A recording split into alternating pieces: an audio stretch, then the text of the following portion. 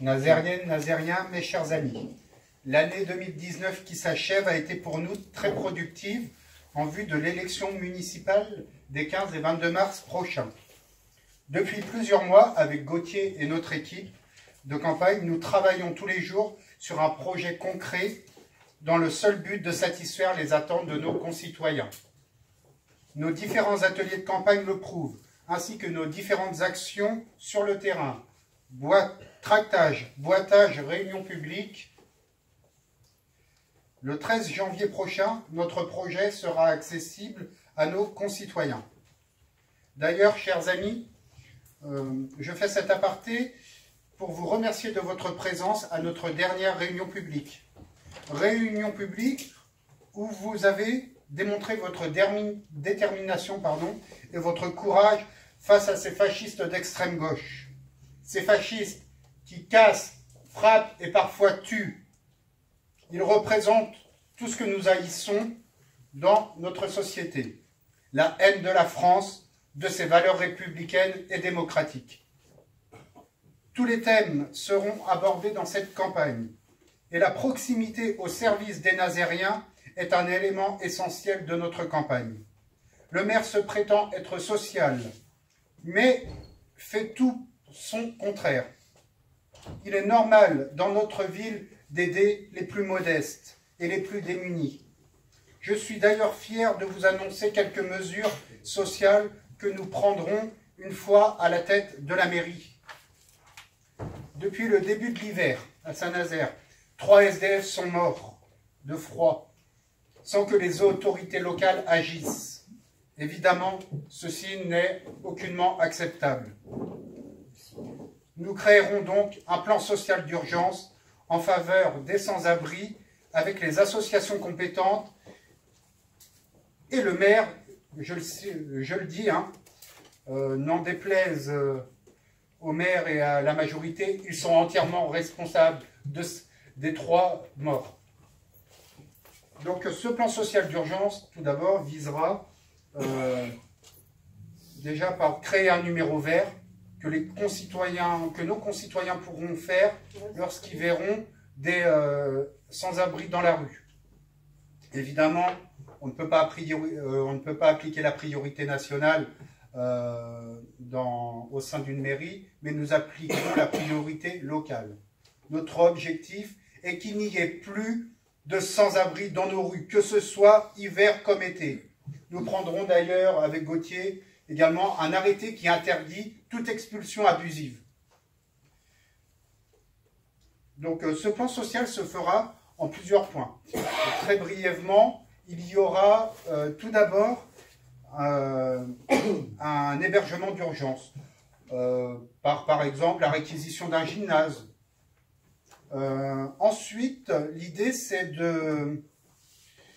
que nos sans-abri soient accompagnés par des travailleurs sociaux, par des assistantes sociales, dans le but, pour les plus jeunes et les moins jeunes, qui sont encore en âge de travailler, d'avoir un retour progressif à l'emploi, à une situation plus stable, et pour les plus anciens qui puissent bénéficier au minima du minimum vieillesse. En ce qui concerne, par exemple, également les étudiants ou lycéens et étudiants qui sont en France, y compris à Saint-Nazaire, victimes des politiques de Macron. Par exemple, et on le voit encore à l'heure actuelle, la baisse des APL. Ne serait-ce que 5 € de baisse d'APL pour un étudiant, c'est énorme. Ça représente 60 € par an. Ça représente également 6 ou 7 paquets de pâtes, par exemple, soit une semaine de nourriture quasiment. Ça représente également 2, 3, 4 litres de cristalline, par exemple.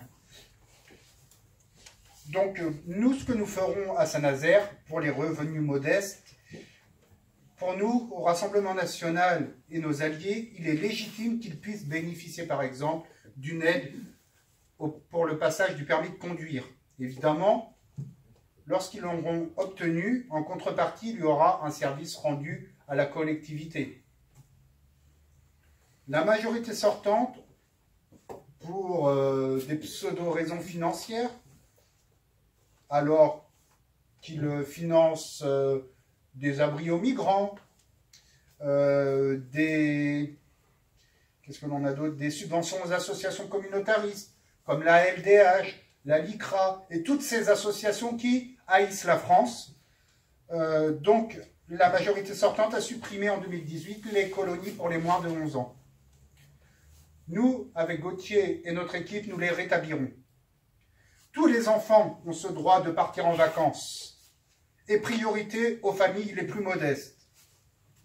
Ces quelques mesures, évidemment, viseront à réduire les inégalités sociales dans notre ville, entre pauvres et riches. D'un côté, vous avez les quartiers de Prézégam et Ampinouette qui sont laissés à l'abandon, pendant qu'on favorise les quartiers immigrationnistes comme la Bouletterie, la Chênaie, ou les quartiers riches comme Saint-Marc-sur-Mer. Donc, pour nous, il n'y a pas d'inégalité sociale à avoir dans notre ville. Les Nazériens doivent être égaux en droit et en devoir.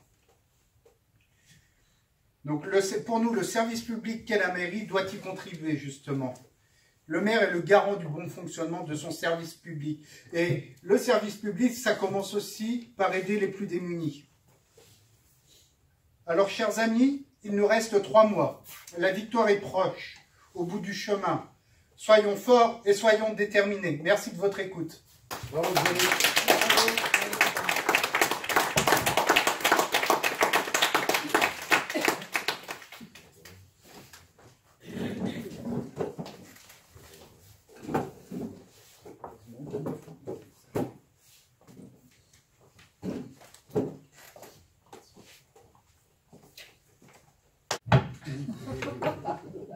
Mais si ça va aller.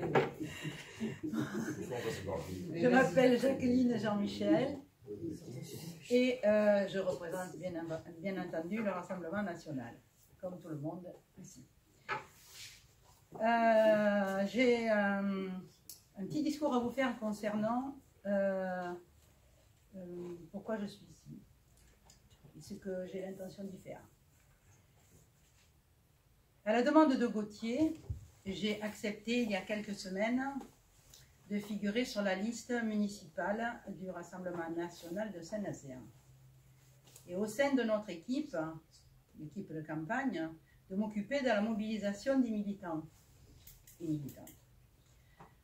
En introduction de cette réunion publique, je voudrais rappeler à toutes et tous le rôle d'un militant au sein d'une organisation humaine, quelle qu'elle soit, c'est-à-dire politique, bien sûr, mais aussi syndicale, associative, etc., etc. Je prends cette responsabilité au sérieux, et ça, c'est rien de le dire. Je ne suis pas avare de mon temps et de mon énergie depuis ces dernières semaines, alors que je suis encore en activité professionnelle, et pour vous informer, j'ai 73 ans. Être militant ou militante requiert quelques obligations et surtout de la conviction. Nos idées doivent toujours être en cohérence avec nos actes, publics comme privés, car nous sommes tous collectivement les représentants du Rassemblement national et de Marine Le Pen. Le RN est le seul mouvement à avancer tout seul et pratiquement sans alliance, donc sans aucune ambiguïté, même si pour des raisons de bon sens, au second tour, en proportion de nos scores respectifs, la droite sera bien obligée de fusionner avec notre liste, si elle veut survivre surtout, et pour que nous puissions gagner. Or, nous voulons gagner. Comme il a déjà été rappelé, nous acceptons bien sûr dans notre liste les personnes proches de nos idées. Non encartées, il n'y a pas de souci. Depuis cet été, nous ouvrons des débats d'idées et élargissons notre champ de vision. Pour cela, il devient urgent d'assumer nos propres convictions. Nous avons besoin de vous pendant cette période électorale, plus particulièrement à Saint-Nazaire, ancré à gauche depuis tant d'années. C'est un vrai bastion, hein. faut qu'on ait du courage quand même. Hein. Que le siège du maire porte des traces d'une usure prononcée par un système dont peu de Nazériens veulent encore. Et c'est vrai, parce que chaque fois qu'on tracte, chaque fois qu'on distribue, les gens nous parlent.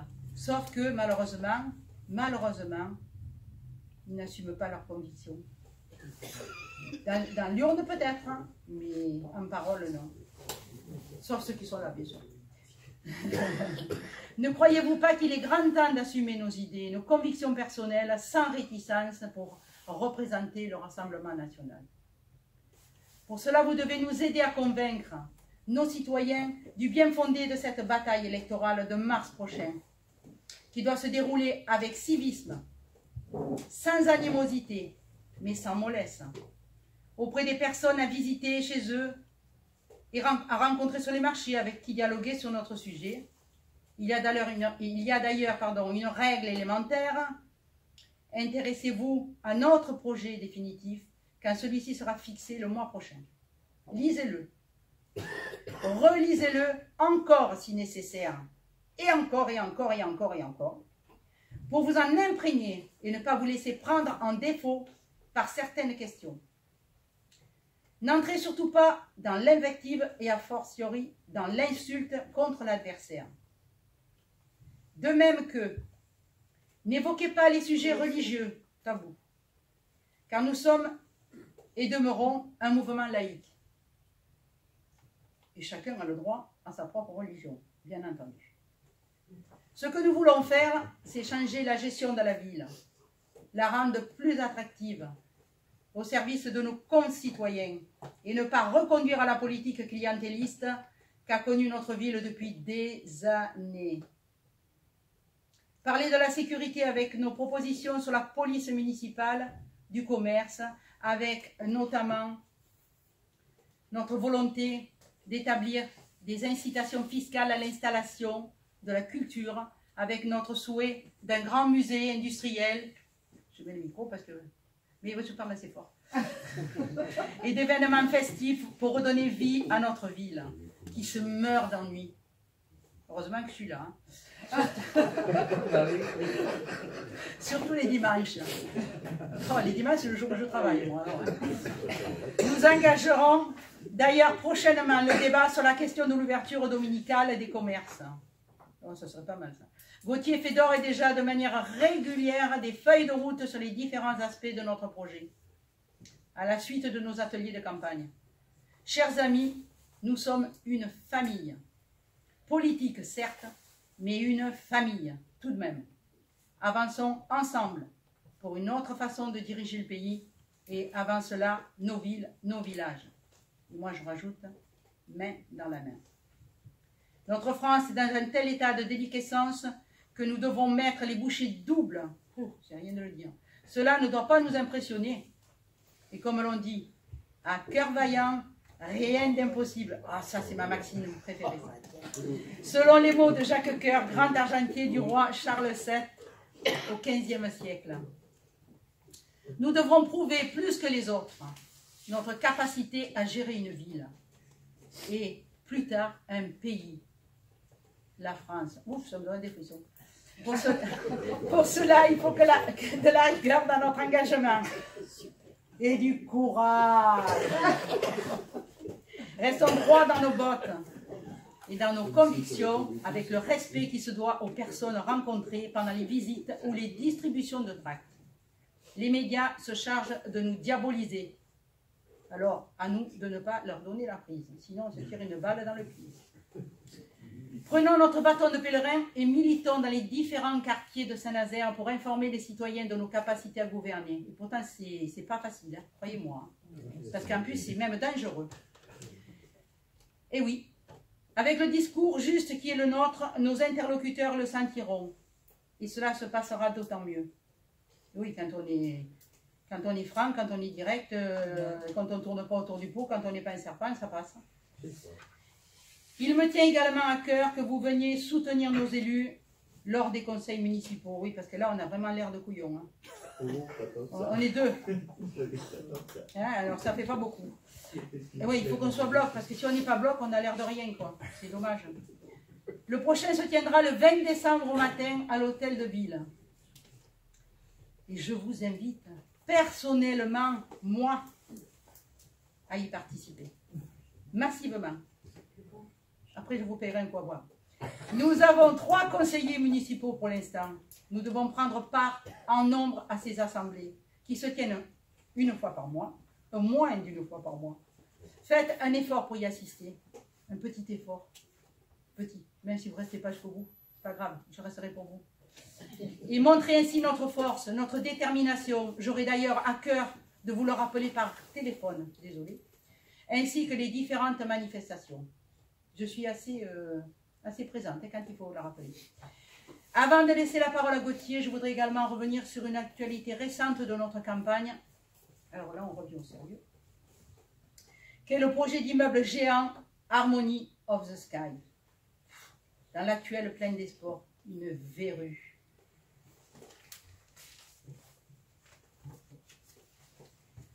Je vais vous faire passer cet article de presse qui est paru dans Presse Océan. Bon, vous n'aurez peut-être pas le temps de le lire tous, mais si vous voulez l'acheter demain, c'est paru aujourd'hui. Voilà. Alors maintenant, je vous regarde là. Harmony of the Sky, c'est un projet immobilier béton de chez béton, mais immense, 16 étages. À qui ça dit quelque chose, 16 étages? Un complexe de hauteur. 50 mètres de haut. Voilà. Il n'y a plus rien, il n'y a plus de soleil, il n'y a plus rien. Ils vous font penser qu'il y a du soleil. Il va vous dire, ah, on a situé comme ça, ah ben ça on a situé comme ça, tiens, pipeau. J'ai assisté à la réunion, à toutes les réunions, moi. Tous les pêcheurs, tous les riverains sont partis. Ils sont tous partis. Au bout du compte, c'était plus possible, quoi. Ils ne pouvaient pas entendre ce qu'ils entendaient. Et on vous dit en plus, mais madame, nous faisons ce que nous voulons. J'ai tout enregistré, moi, dans toutes les réunions. Ils savaient que j'étais là, que j'enregistrais. D'ailleurs, c'est marqué dans l'article du journal. J'ai enregistré leurs propos. Ils prennent vraiment les citoyens pour des andouilles. Hein. En plus, ils vous parlent de technique. Hein. Qu'est-ce que les gens connaissent la technique? Au lieu de dire il va faire à 50 mètres, hein, ils leur disent 16 étages. Ça fait pas beaucoup, hein, 16 étages. Ils prennent les gens pour des andouilles. Hein. Et puis les réunions, ils vous disent quoi? La dernière que j'ai été, les riverains viennent, il n'y avait pas beaucoup les pauvres, ils étaient 20, ils n'étaient même pas au courant. Bon, ils viennent, ils s'assoient. Monsieur Cotta, que j'appelle monsieur quand même, commence à parler. Et puis il leur dit, vous avez quelque chose à dire? Ben, est-ce que vous faites l'immeuble? Ah, mais oui, l'immeuble, il sera fait, on n'a pas besoin de votre autorisation. Enregistré, messieurs, dames. J'ai tout enregistré. Et quand j'ai voulu prendre la parole, en étant poli, parce que ce n'est pas l'ami qui m'a manqué de l'envoyer sur les roses. Hein. Monsieur Cotta, s'il vous plaît. Monsieur Cotta, s'il vous plaît. Ah non, un tel était avant. Ah non, un tel était avant. Ah non, un tel était avant. Non, d'une pipe. À un moment, j'ai pris le taureau par les cornes et je l'ai interrompu carrément. Je lui ai dit, dites à toutes ces personnes ce que vous avez dit au conseil municipal. C'était bien parce que j'y étais. C'est plié. Le projet se fera, c'est plié. Plus personne n'a rien à dire. Il a avoué, on a l'aveu sur l'enregistrement. Mais qu'est-ce qui s'est passé? Ces pauvres gens, ils sont tous partis. Et je suis partie avec eux. Il restait 3 personnes. Donc c'était 3 personnes qui avaient des cartons d'invitation du Parti communiste. Les deux personnes, il n'y avait même pas les architectes, il y avait les promoteurs immobiliers, ben, ils étaient là pour le pognon, bien sûr. Et puis personne ne s'est occupé de ces gens-là, dehors, ils étaient complètement déconfits. Et moi, j'étais là en train d'essayer de leur expliquer qu'on se battait pour éviter ce projet, parce qu'on ne veut pas qu'il se fasse. Le dernier carat, écoutez bien ce que je vous dis, le dernier carat, c'est juste la semaine avant les élections. Alors, on va essayer cette semaine d'aller voir toutes les personnes du quartier de Plaisance pour voir ce qu'on peut faire pour elles. Combien il coûte Pour l'instant, on n'a pas pu avoir le montant. Mais vous pensez bien qu'on n'a pas pu l'avoir. Il n'y a pas d'association riverain? Alors, il s'est monté une petite association de riverains qu'on doit rencontrer ces jours-ci. Ben oui, c'est ce qu'on va faire. C'est fait déjà. Mais Il faut savoir le prix. c'est Gauthier qui va vous en parler. Et, mais vous voyez cet immeuble, là, vous le voyez en tout petit. Mais imaginez, en plus il y en a deux, hein. Il y en a un de 9 mètres et un de 16, un de 9 étages et l'autre de 16. Mais, au parc paysager, mais c'est une verrue ça. Ils démolissent la salle des sports pour le mettre à la place de la salle des sports. Ils vous disent, oh mais c'est pas beaucoup de terrain, il prend que même pas 6000 mètres carrés. Ça fait plus de 2000 hectares quand même. Mon œil, c'est que les immeubles qui prennent ça. Tout le reste autour, tous les aménagements autour, c'est 1 hectare. 1 hectare de verdure balayée, des arbres fichus à l'air. Face au lycée. Parc paysager face au lycée, il y a juste le lycée juste à côté. Et la piscine avant tout ça, alors. Et ces gens, ben, écoutez, ils font ce qu'ils veulent. Hein. Vous nous avez élus, on fait ce qu'on veut. Voilà, messieurs, dames. Merci. Merci, Jacqueline.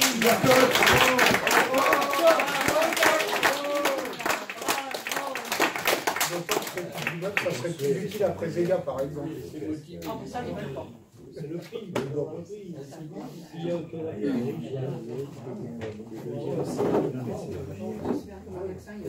Non, ça va, ça va. Merci Jacqueline. Merci Jacqueline pour cet exposé avec l'accent du Sud et l'enthousiasme. L'enthousiasme des nouveaux militants, des gens qui commencent, enfin, ça fait longtemps que tu milites, mais qui, à force de faire comme ça de la présence sur le terrain, eh bien, se rendent compte que non, nous ne sommes pas des gens détestés. Quand nous parlons aux gens, les gens ont de la curiosité pour nous, ils ont des questions à nous poser, des choses que nous devons préciser sur le projet municipal et puis un petit peu l'approche philosophique quasiment de cette campagne, au-delà de la politique. Et je crois que j'ai parlé sans micro, parce que c'est pas très pratique. Vous m'entendez? Vous m'entendrez de toute façon, vous m'entendez là? Oui, ça va. Ce qu'a dit Jacqueline en conclusion de son intervention sur ce grand projet d'immeuble Harmony of the Sky, et le fait, entre guillemets, que les élus vous disent, nous disent et vous disent, nous sommes élus, alors finalement nous faisons ce que nous voulons, ça n'est pas notre conception de ce qu'est l'exécutif d'un conseil municipal, de ce qu'est une majorité municipale. Être élu du peuple, ce n'est pas avoir un blanc-seing pour faire n'importe quoi. Que ce soit sur la question des deniers publics, de l'urbanisme et de l'environnement avec Harmony of the Sky, et toutes les questions en réalité qui concernent un conseil municipal ou n'importe quelle assemblée. Un député qui est élu par la nation, enfin les députés sont élus par les gens d'une circonscription, mais vous savez qui sont les élus de la nation, ben, ils représentent précisément les intérêts de la nation. Ils ne peuvent pas se permettre de faire n'importe quoi, de dire n'importe quoi, de se comporter n'importe comment en France et à l'étranger. Dans leurs actes publics, bien sûr, et dans leurs actes privés aussi, comme tu l'as dit, Jacqueline, en expliquant un petit peu ce qu'était un militant. Alors, quand des élus comme Christophe Cotta, adjoint aux espaces publics, M. Cotta, il n'est pas adjoint à l'urbanisme. On avait une adjointe à l'urbanisme avant qu'il s'est fâché avec le maire, donc le titre s'est un petit peu perdu dans les sables. Mais M. Cotta, adjoint aux espaces publics, quand il explique en commission, dans le secret d'une commission municipale, c'est-à-dire pas en public au conseil municipal, mais dans une commission où travaillent les élus, quand il nous dit, je cite le verbatim exact, sur Harmony of the Sky, il n'y aura pas de négociation. Quand il redit ensuite, et Jacqueline a été témoin en atelier de travail le 5 décembre dernier, que l'atelier qui est en train d'être organisé, c'est pas pour discuter sur le projet Harmony of the Sky. Le projet, il se fera. Non, mais vous pouvez discuter sur la végétalisation, la manière dont tout l'espace à l'extérieur sera aménagé. Et quelqu'un a résumé cette cette vision des choses en disant, finalement, vous nous demandez de choisir la couleur des rideaux. Eh bien, cette vision-là, très verticale, très opaque, très socialiste finalement, qui est depuis des années celle de M. Samzin, mais qui a existé auparavant parce que Saint-Nazaire est une ville socialiste et donc vit sous un système socialiste, cette vision-là, nous voulons rompre radicalement avec. Qu'il y ait une rupture franche et nette entre ce qui a existé, entre ce qui aura existé jusqu'en avril 2020, avec ce mélange de clientélisme, de concertation sans concertation, d'approche verticale des choses. Nous voulons rompre avec ce système qui, à Saint-Nazaire, ne prend pas en considération les Nazériens, et y compris les Nazériens des différents quartiers. Johnny, qui est conseiller de quartier dans son quartier de Pinouette, vous expliquerait que, pas plus à Pinouette qu'ailleurs, quand il y a un grand projet immobilier, on demande l'avis des habitants du conseil citoyen de quartier. Eh bien, nous disons tout à fait différemment que quand il y a un immeuble R, qui est supérieur à R+4, comme on dit, qui est supérieur à 4 étages, il devrait y avoir un avis systématique, consultatif bien sûr, mais systématique quand même, du conseil citoyen de quartier. Parce que les gens d'un quartier, selon une approche qu'on dit, c'est un peu technique, une approche subsidiaire des choses, partir de la plus petite échelle pour décider au niveau le plus large, les gens d'un quartier sont quand même, en quelque sorte, je dirais, maîtres chez eux. En tout cas, ils connaissent mieux leur voisinage, leur quartier, qu'un maire qui nous apparaît comme déconnecté. Nous voulons aussi, quelque part, reconnecter le maire à ses administrés, rebrancher un peu le maire et les adjoints à la réalité des choses, à la réalité des quartiers de Saint-Nazaire. Parce que Saint-Nazaire, ce n'est pas simplement un centre-ville, très insécure d'ailleurs, et puis quelques établissements, on irait faire la fête la nuit, parce que c'est un petit peu, on a l'impression que c'est un petit peu parfois le quotidien de ces gens-là qui gèrent notre ville. Ça se ressent d'ailleurs dans la manière dont ils conçoivent la vie culturelle. Être décisionnaire dans une ville, ça n'est pas ça. Et nous avons une approche très différente que Jacqueline a résumée. Je remercie bien sûr Jacqueline pour l'implication qui est la sienne. Je vous remercie tous pour cette implication collective que vous avez manifestée depuis septembre. Jacqueline en particulier pour son implication vis-à-vis des militants, qu'effectivement on a tous eu des coups de téléphone pour nous rappeler ce qu'on fait tel autre jour, comme ce soir, cette réunion publique ou une autre mobilisation. Et moi, je suis content de pouvoir déléguer à Jacqueline, à d'autres, et à Johnny, et à d'autres personnes que je vous présenterai dans le cours de la campagne. Je suis content de déléguer un petit peu parce qu'une campagne municipale, encore une fois, c'est vraiment par excellence une élection collective pour le coup. Pas simplement à cause de la liste dont on vous parle à chaque fois, des 49 personnes dont vous êtes pour beaucoup, et je vous en remercie, avec la parité. C'est pas que pour ça que c'est collectif, une campagne municipale. C'est parce que nous allons finalement travailler à l'intérêt général tout de même de 73 000 personnes. Alors il faut bien qu'on ait une approche collective, et que quand on nous dit des petites choses qui peuvent paraître microscopiques ou anodines parfois, quand on nous dit des choses, quand on va dans un café ou sur un marché du type « mettez des bancs à l'avenue de la République », telle rue, je ne peux pas circuler en vélo parce que je risque de tomber, parce qu'il y a des nids de poules dans cette rue-là. Quand on nous signale ces petites choses-là, et des choses qui sont plus importantes, il est nécessaire déjà de les écouter, ensuite d'arbitrer pour savoir s'il faut une décision ou si c'est quelque chose qui n'est pas du ressort de la collectivité, et ensuite décider au plus près de l'intérêt des Nazériens, pas simplement au niveau communal ou à ce niveau un peu abstrait dont on nous parle un peu trop sans doute, qui est le niveau de l'intercommunalité, pas simplement au niveau communal, décider au niveau du quartier, décider au niveau de la rue, pour avoir l'approche la plus fidèle à l'intérêt des Nazériens.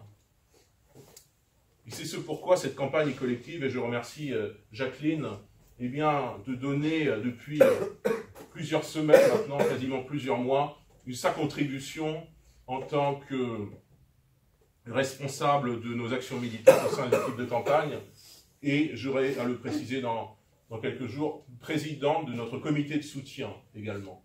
Parce que nous voulons rassembler des gens au-delà de l'étiquette du RN.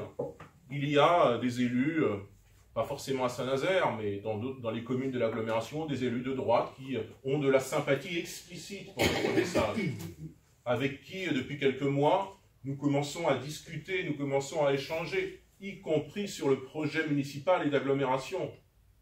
Alors que pendant 4 ans et demi, eh bien, c'était plutôt au maximum des échanges cordiaux, des poignées de main ou des bonjours, et qu'il n'y avait pas de conversation. Il commence à y avoir, je dis des élus, mais pas que des élus,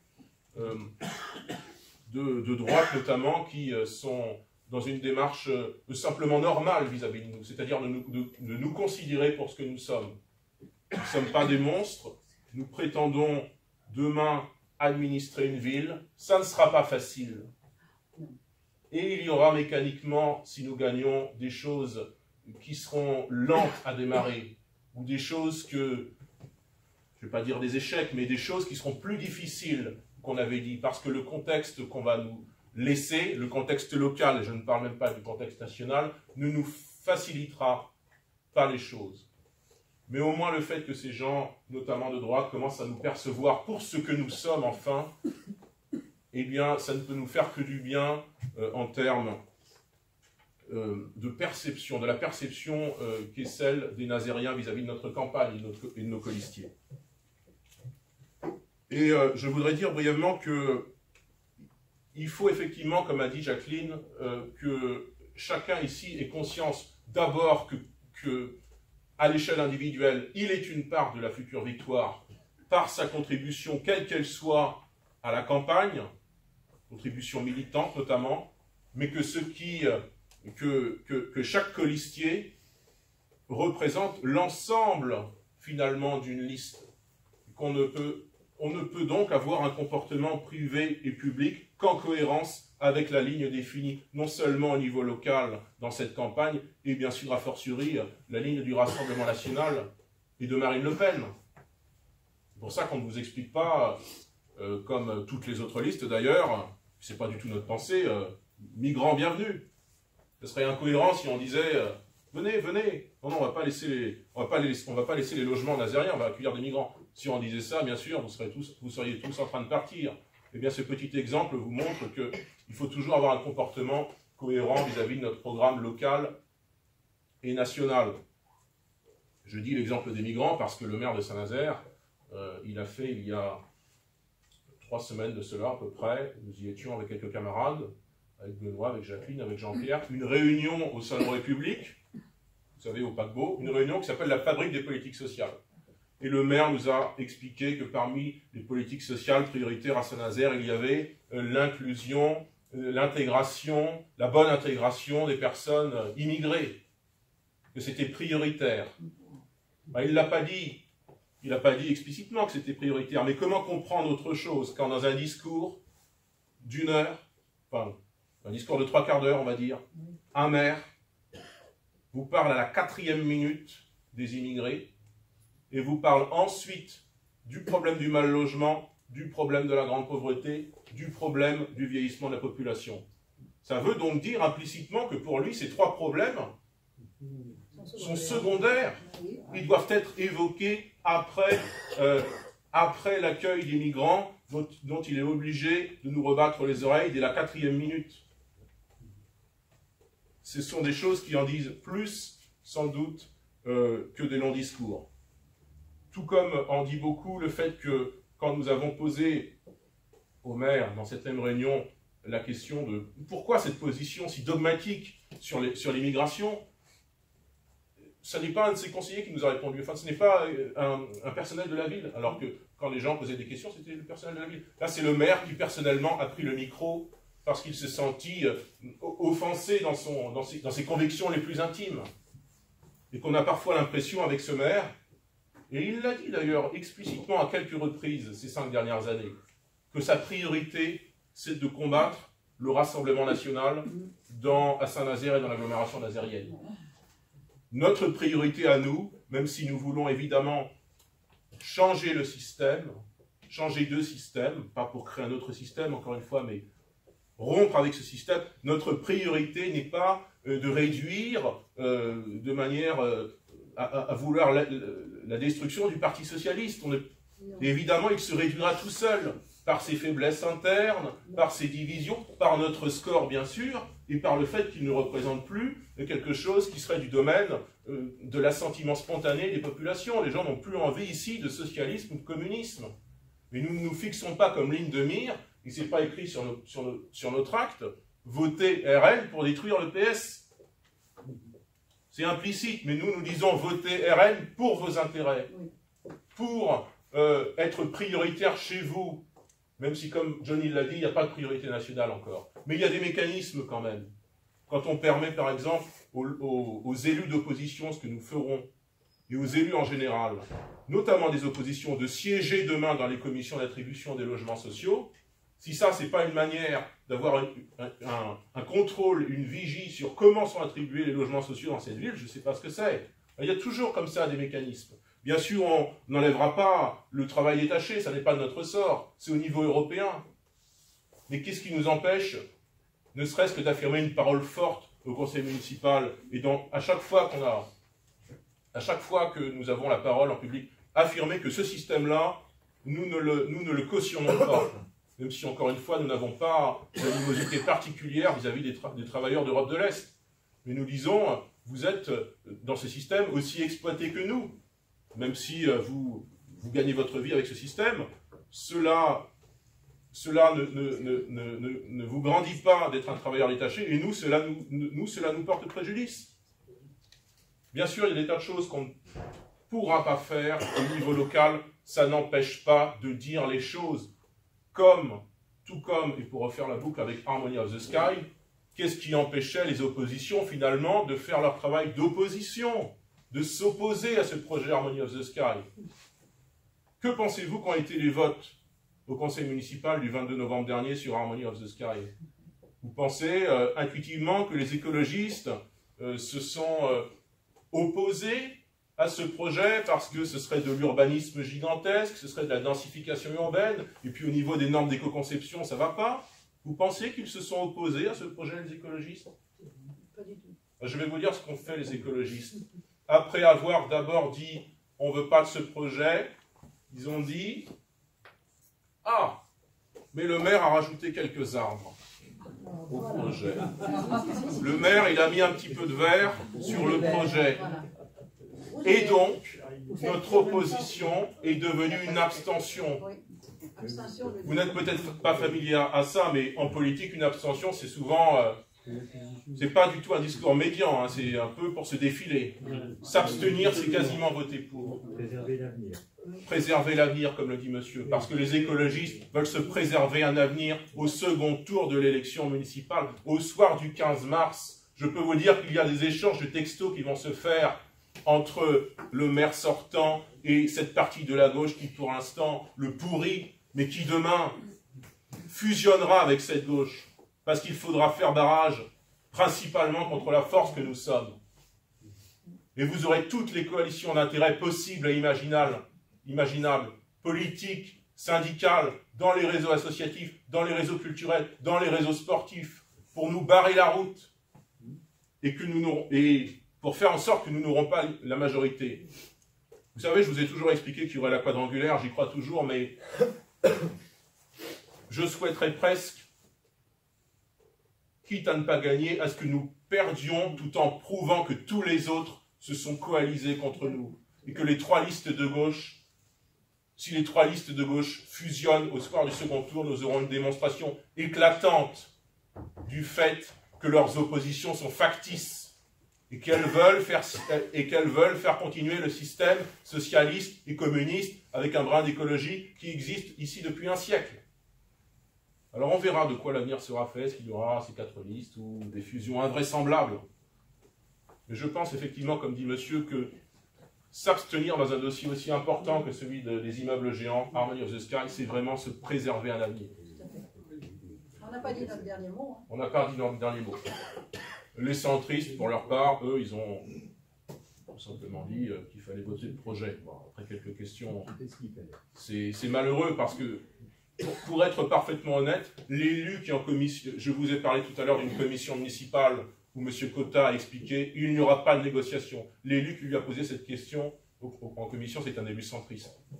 Il ne s'est pas opposé pour autant au projet. Au moins, il a soulevé un lièvre. Au moins, il a fait dire à M. Cotta un mot qu'il va regretter et qu'au besoin, nous imprimerons sur le papier en faisant savoir aux habitants du quartier que M. Cotta a dit ce mot. Alors, mes chers amis, pour conclure, et je laisserai la parole avec Arnaud, qui vous expliquera certainement qu'il vient... Et la droite, ben, la droite c'est encore mieux, Philippe. Elle n'était pas présente au conseil municipal. Alors nous avons un monsieur qui s'appelait... Faire un petit retour en arrière. Nous avons un monsieur qui s'appelle toujours, je suppose, qui s'appelle Monsieur Duval, qui prétendait demain être la majorité alternative. Ce serait le recours avec lui. Ce monsieur est quasiment absent en ce moment de toutes les séances du conseil communautaire et de plus d'un conseil municipal sur 2. Après nous avoir fait un certain nombre de leçons, après avoir apporté un jour des croissants au conseil municipal. L'histoire des croissants, je ne vais pas développer. Mais... Parce que la mairie avait dit, on va faire un système de petit déjeuner pour les élèves, mais on va faire pour un élève sur 3. Donc M. Duval avait cru très intelligent d'amener des croissants, mais pour un élu sur 3 sur le conseil municipal. C'était cela, la politique selon la droite. Laquelle droite, aujourd'hui, pratique la politique de la chaise vide. Mes chers amis, avant de conclure et laisser la parole à Arnaud, qui vient quand même d'un territoire, le Pas-de-Calais, la région des Nains-Beaumont, la ville de Carvin, dont il vous parlera sans doute, qui est vraiment un bastion du Rassemblement national, une zone de force du Rassemblement national depuis une quinzaine d'années, je pense. Avant de laisser la parole à Arnaud, je voudrais, un peu dans la suite de ce qu'a dit Jacqueline, vous préciser qu'il nous faut absolument nous connaître nous-mêmes, si vous voulez. Nous devons savoir ce que nous proposons aux Nazériens. Le projet dont nous avons commencé à discuter en septembre à travers les ateliers de campagne sur la sécurité, sur l'urbanisme, et le deuxième, j'ai oublié le thème, on a eu sur l'artisanat et le commerce, me rappelle Johnny, ces choses que nous avons discutées, votées collectivement, amendées, on n'a pas toujours été d'accord. Ces choses-là qui vont nourrir notre programme municipal, lequel vous sera présenté à la mi-janvier. Il est important que tous collectivement aient une connaissance minimale, si possible une connaissance fine de ce que nous disons. Parce que si nous devons défendre un projet devant les Nazériens, y compris les Nazériens qui ne votent pas encore pour nous, ou des Nazériens qui ne sont pas sensibles au niveau national encore au message du RN, si nous devons défendre ce programme, nous devons connaître la philosophie, si vous voulez. Et nous devons connaître également la philosophie de notre mouvement. Il y a un certain nombre de choses qui nous déplaisent dans la vie politique nazérienne. À 50 mètres ici, à 50 mètres d'ici, on a un squat d'Antifa, par exemple. Et puis, comme a rappelé Johnny, le mois dernier, on a été agressé par une trentaine de personnes, ce qui a nécessité la mobilisation d'une trentaine de gendarmes pour les défendre. Ces choses-là, naturellement, sont urticantes pour nous. Et on a envie de faire des choses qui ne seraient pas très politiques, parfois. Mais nous ne sommes pas comme eux, précisément. Nous ne sommes pas des zadistes, nous ne sommes pas des black blocs, nous ne sommes pas des antifas. Et nous ne sommes pas l'inverse de cela. Nous ne sommes pas l'extrême d'une droite dans laquelle, majoritairement, nous ne nous reconnaissons pas, parce que nous avons dit depuis plusieurs années déjà, sous l'intuition de Marine Le Pen, que ce clivage entre la droite et la gauche, issu du 19e siècle politique, nous l'avons dépassé parce que pour nous, il est très largement éteint ce clivage. Alors nous ne devons pas nous concevoir comme des gens qui font des bagarres de rue ou qui aurions un adversaire comme ça à écraser absolument. Nous devons... Ces gens-là mourront d'eux-mêmes. Les antifas mourront d'eux-mêmes après mars, quand ils verront qu'ils ne représentent rien politiquement et que leur gesticulation était précisément des gesticulations et pas du politique. Nous devons nous concentrer sur le politique. Et ceux qui croient, que notre message, la philosophie de notre campagne, la manière dont nous faisons campagne est trop tempérée, j'entends parfois trop modérée, doivent précisément comprendre qu'une campagne municipale et toute campagne électorale, ça n'est pas se faire plaisir.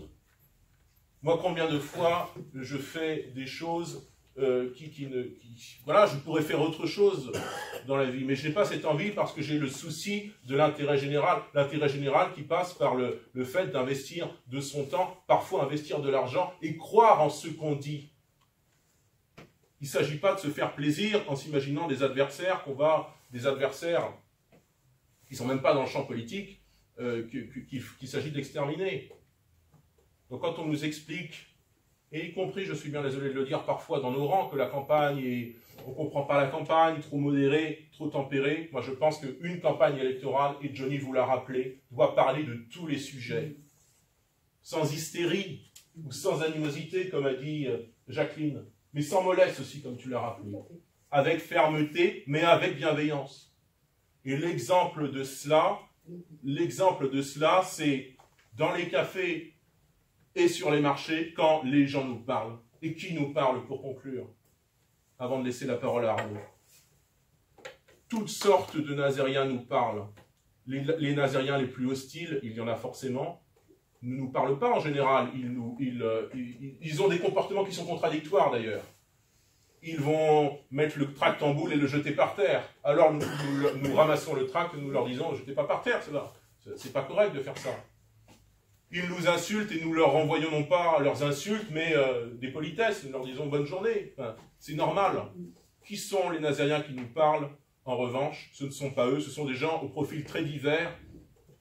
Et moi j'ai en tête cette personne que vous connaissez probablement, au moins de vue, qui s'appelle Jean-Claude Rioux, qui est un électeur historique du Parti communiste. Jean-Claude, ça fait 40 ans au moins, ou 50 ans qu'il vote communiste, parce qu'il a 82 ans.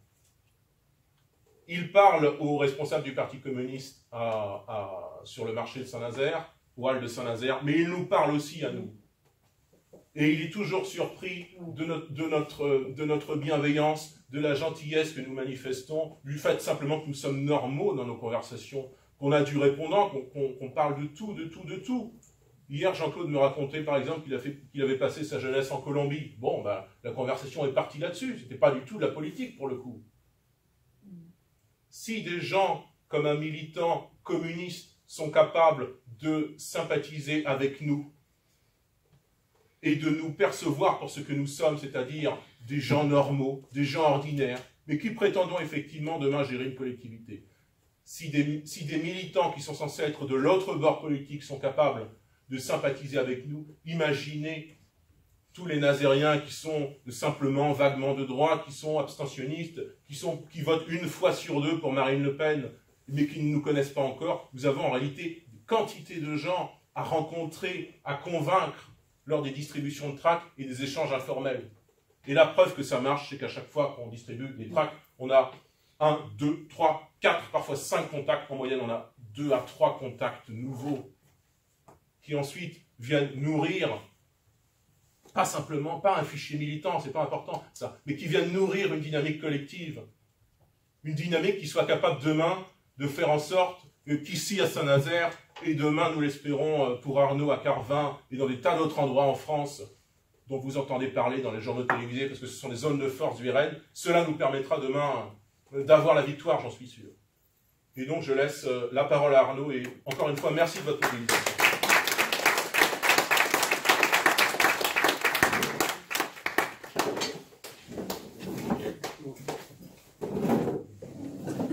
Merci Gauthier pour ton intervention, merci Jacqueline, merci Johnny, merci à tous d'être venus ce soir. C'est vrai que ça me fait toujours quelque chose de revenir en Loire-Atlantique puisque c'est ici que j'ai adhéré, c'est ici que j'ai fait mes études et c'est ici à Howet où j'ai distribué mes premiers tracts. Alors, tu l'as évoqué, c'est vrai, j'habite aujourd'hui Carvin, puisque je travaille pour la mairie d'Hénin-Beaumont, qui est peut-être, je crois, un des meilleurs exemples que nous avons, et j'y reviendrai tout à l'heure, du succès que nous pouvons avoir lorsque nous sommes aux responsabilités.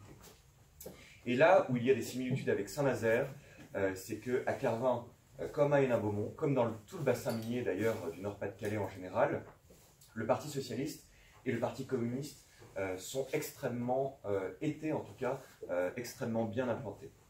Et je crois qu'au fur et à mesure des trahisons... Excusez-nous, bonsoir tout le monde. Bonsoir Valérie. Je crois qu'au fur et à mesure des trahisons, et elles ont été extrêmement nombreuses, leurs électeurs se sont rendus compte de ce qu'ils étaient réellement. Et je peux vous donner des tas d'exemples comme celui-ci, mais il y a de très nombreux projets qui se font comme Harmony of the Sea, ici à Saint-Nazaire, qui se font dans une opacité la plus totale. Chez moi, à Carvin, ce n'est pas un gigantesque immeuble de 50 mètres, qui, comme l'a très bien rappelé Jacqueline, est absolument impensable.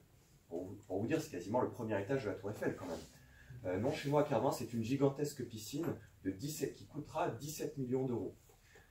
Alors que Carvin est une ville de 17 000 habitants. 17 millions d'euros, alors que donc Carvin est, selon Le Figaro, la 51e ville de France la plus endettée.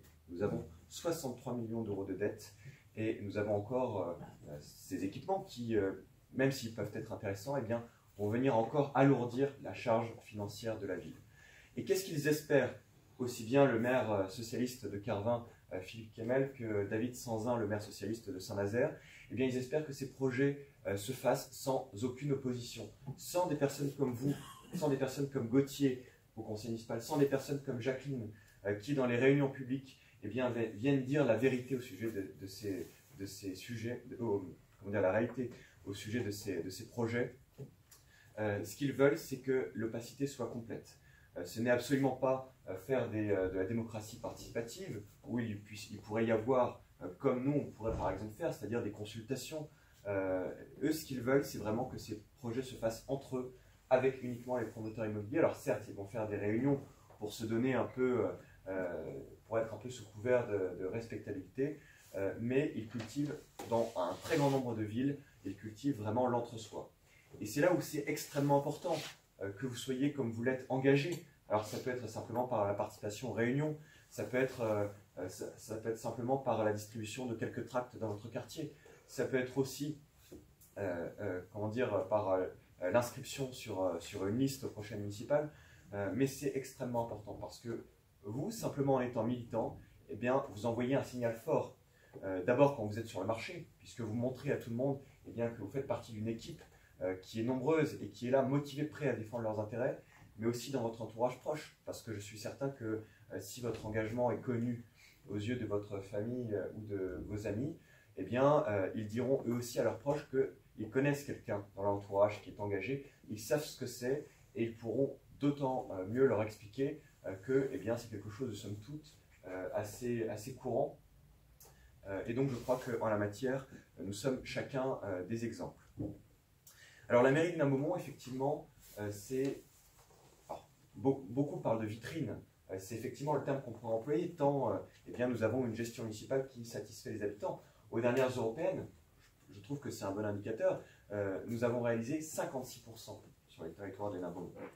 Alors qu'il y a encore quelques années, nous réalisions des scores qui n'étaient pas tellement plus élevés que la moyenne nationale. 56% européennes, alors que au municipal de 2014, Steve Briouat a été élu avec 6 points de moins, élu au premier tour tout de même, mais avec 50% des voix. Cela montre bien que notre modèle est un modèle qui est empreint de succès. Et la raison, elle n'est pas difficile à trouver. C'est que quand vous avez des municipalités qui sont installées ici depuis longtemps, David Sanzin est certes maire seulement depuis 2014, mais en réalité, le Parti socialiste ici est présent depuis très longtemps.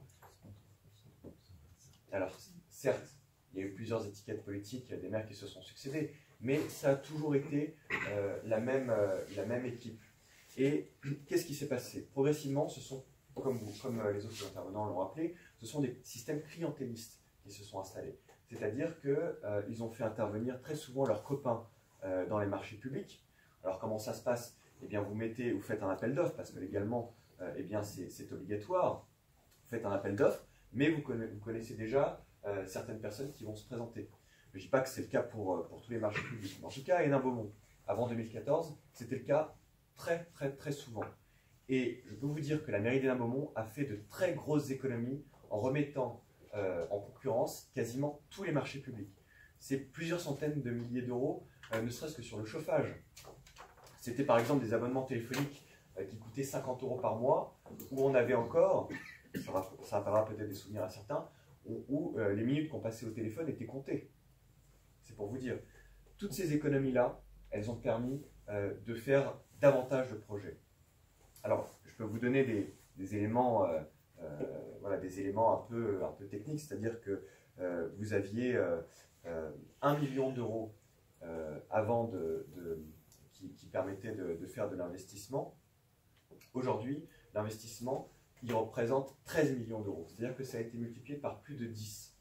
Et ça n'a pas été très compliqué non plus. C'est-à-dire qu'au-delà des mises en concurrence dans les marchés publics, c'était aussi faire revenir du commerce.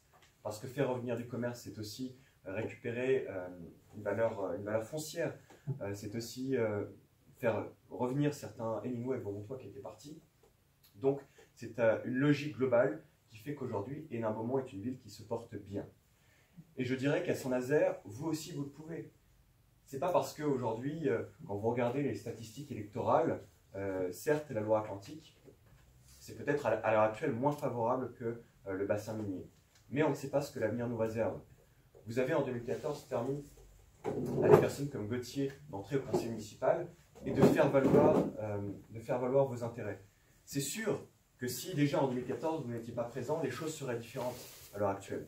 Et je crois même qu'en 2020, elles le seront d'autant plus que le score, à minima, à mon avis, augmentera par rapport à celui de 2014. Et tout ce que je vous souhaite, évidemment, c'est que demain, nous ayons une municipalité Rassemblement National, puisque je sais comment ça se passe. C'est-à-dire qu'aujourd'hui, il n'y a plus besoin à Hénin-Beaumont d'avoir sa carte du Parti Socialiste pour avoir, par exemple, un logement social. Alors, je ne dis pas forcément que ça a été le cas partout, mais je sais que quand vous avez un système qui est bien installé, eh bien forcément, vous avez souvent du clientélisme. Alors, créer un mouvement local, ça passe aussi par faire toutes ces réunions que vous faites, ça passe aussi par s'investir dans votre quartier, être là pour distribuer les tracts, permettre sur tout le territoire communal, eh bien, dès que vous avez un tract qui sort, que dans la semaine, eh bien, tous les habitants de la ville soient au courant de ce que dit le candidat et l'équipe RN à Saint-Nazaire. Et ça, s'il n'y a pas ce réseau de militants pour le faire, forcément, nous n'arriverons pas à faire des listes dans des villes comme Saint-Nazaire, dans des villes comme Carvin aussi. Et demain, eh bien, nous n'aurons pas les municipalités que nous pourrons avoir, d'où l'importance de constituer petit à petit notre maillage territorial. Nous savons que nous avons des machines de guerre qui sont en face de nous, parce que le PS a été longtemps ça. Aujourd'hui, nous avons nos convictions pour nous. Nous sommes toujours en face de ces groupes qui sont tout de même bien organisés, mais qui n'ont plus réellement de convictions. Qu'est-ce qui tient aujourd'hui le Parti Socialiste, vu les scores qu'ils font aux européennes, vu que, eh bien, ils ne représentent plus grand-chose? C'est simplement une somme d'intérêts individuels. Nous sommes là parce que nous représentons une partie des habitants, plusieurs milliers de personnes. Nous avons des idées, outre les questions de démocratie locale qui ont été abordées. C'est aussi, par exemple, le localisme, dont je crois qu'on entendra beaucoup parler dans les années à venir. C'est favoriser des circuits courts dans tous les domaines. J'ai fait, par exemple, le choix d'investir dans une voiture, par exemple, qui est 100% made in France. Alors, je sais que ce n'est pas possible pour tout le monde. Mais commencer par des petites choses, un engagement politique, le tri dans notre mode de consommation, eh bien, tout ça petit à petit, si on le fait tous, on sait très bien que cela permettra de faire avancer nos idées. C'est aussi défendre la sécurité des habitants. Alors certes, on ne peut pas véritablement parler d'immigration, même si David Sanzin se permet de le faire. On ne peut pas vraiment parler d'immigration, mais nous pouvons parler d'un thème qui nous est cher aussi, c'est la question de la sécurité. Je suis candidat d'une ville qui fait tout de même 20 km². Alors certes, ça ne part pas forcément, mais 20 km², ça veut dire déjà une ville qui est urbanisée, mais avec un très grand nombre de zones rurales. Il n'y a que 3 ASVP. 3 ASVP, c'est-à-dire du personnel qui n'est pas déjà en capacité de pouvoir interpeller. Qu'est-ce qui se passe quand vous avez un fait d'insécurité, un acte de délinquance? Eh bien, les personnes appellent évidemment le 17. Donc c'est la brigade d'intervention de Lens, qui est déjà à plusieurs dizaines de kilomètres, qui intervient. Elle intervient généralement en 3 quarts d'heure. C'était ce qui se passait déjà à Hénin-Beaumont il y a quelques années. Et ils ont évidemment développé largement, Steve Rigois et son équipe, la police municipale. Aujourd'hui, à Hénin-Beaumont, vous avez 2 brigades de jour, 2 brigades de nuit. Et bien, je peux vous assurer que la grande majorité des Héninois et des Beaumontois ont le numéro de téléphone de la police municipale sur leur mobile.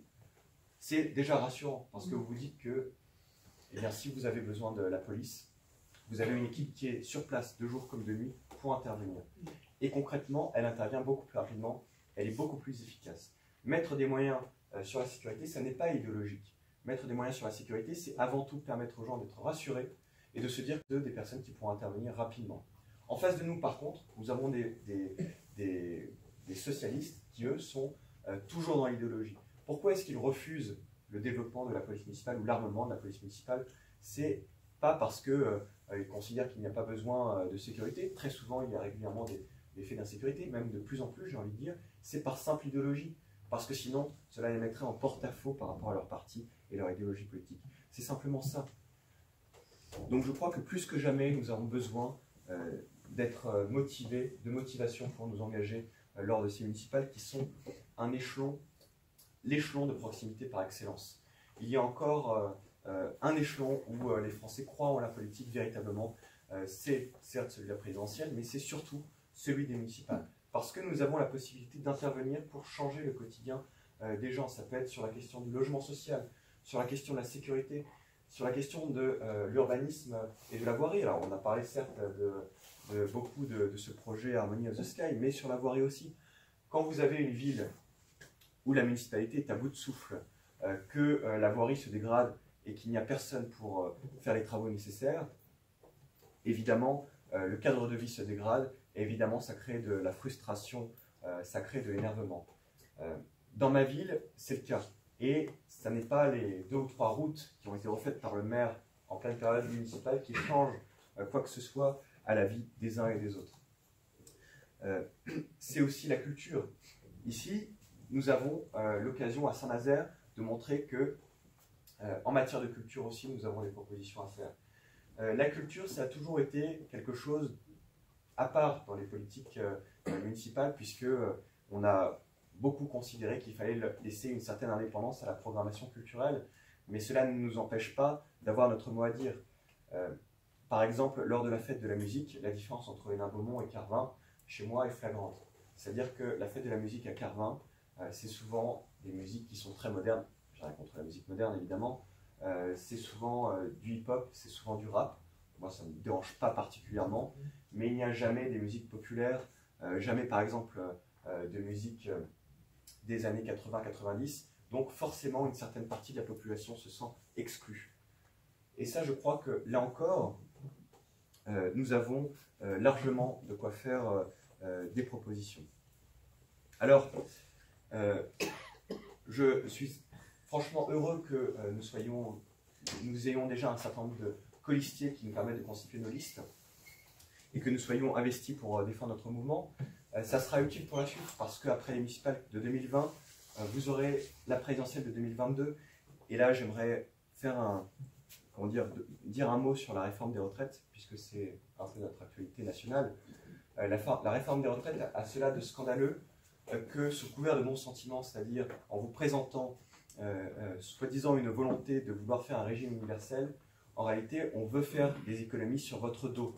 Parce que vous soyez déjà occupé ou que vous ne le soyez pas encore, tout le monde sera impacté par la réforme des retraites. C'est déjà fait. C'est déjà fait. Il y a certains régimes qui... 600 €, Mais oui, je suis d'accord. Il y a certains régimes qui ont déjà été attaqués. Je voudrais commencer par parler des régimes spéciaux, parce que c'est ce dont on entend le plus parler.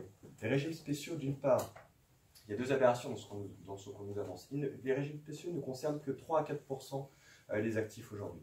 Et le deuxième problème, c'est que souvent, on vous vante les avantages des régimes spéciaux comme étant quelque chose d'absolument génial. Or, je peux vous dire que même si certains cheminots ont la possibilité de partir à un âge en dessous de 60 ans, dans la réalité, ce n'est pas ce qui se passe. Parce que beaucoup sont obligés d'attendre malgré tout 62 ans pour toucher une retraite digne. On a avancé l'âge légal de la retraite à 62 ans. Là, qu'est-ce qu'on prévoit dans la réforme des retraites? C'est de contourner l'âge légal en instaurant un âge pivot. L'âge pivot, c'est un âge en dessous duquel, même si vous partez à la retraite avec tous vos trimestres, eh bien, vous n'aurez pas de taux plein. Donc là, il est fixé à 64 ans, théoriquement, mais il peut être amené à évoluer. C'est ce qu'on nous dit. Donc ça veut dire que vous aurez 62 ans, vous avez cotisé tous vos trimestres, vous avez travaillé durant 40 annuités sans jamais être au chômage, mais vous n'aurez pas de retraite à taux plein. Donc c'est absolument scandaleux. Et évidemment, ce que dit le haut-commissaire aux retraites, Jean-Paul Delevoye, forcément, quelle est la seule alternative? C'est faire venir en Europe des millions et des millions de migrants. Voilà la seule solution alternative qui est avancée. Nous, au Rassemblement national, nous disons que nous avons une autre alternative. C'est de changer complètement notre vision des choses. Au lieu de faire partir les entreprises qui produisent et d'avoir recours sans arrêt à des politiques d'immigration massive, dont nous savons en plus que seuls 5% des personnes qui arrivent ont un contrat de travail, c'est de faire revenir la production en France, de recréer de l'emploi en France. Et ça, évidemment, ce n'est pas en étant soumis aux directives de Bruxelles, comme l'est le gouvernement actuel, que ce sera possible.